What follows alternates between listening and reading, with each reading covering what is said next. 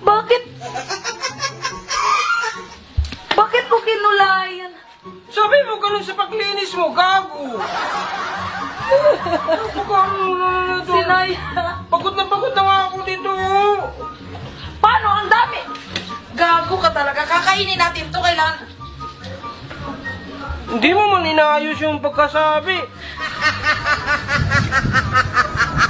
Ang bobo mo. Isang oras na ako dito, napakaano naman ito. Ibig sabihin, wala ko lang kwenta yung ginawa ko rito.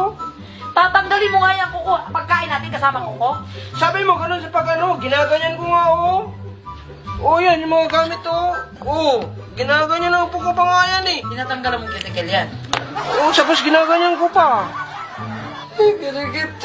Bawis na nga ako dito. Wala ko nga ako, ano. Kung may sabi yan, yung mga ano, masyado to. Bobo mo talaga. Ang bobo mo talaga. Tapos kung pagod dito, tingnan mo nga, ang dami ko nang nagawa, oh. Ay, iba-ibang Siyempre, para may... iba-ibang color dito. Para may May design. orange, black. Yun, oh, yun, para may design. Parang pokpok yung manok. Go, tutulog. Eh, pag may lagpas, Alam mo naman, di ako gano'ng marunong dito, eh. Paano ba talaga ito linisan to? Gago ka pala, eh.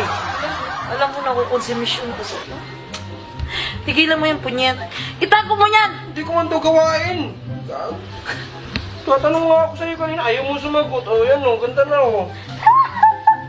Sabi mo, ganun sa paglinis mo, sira ulo ka talaga. Tapos tatawanan mo na ako. Pagod na ako dito. Ang dami na.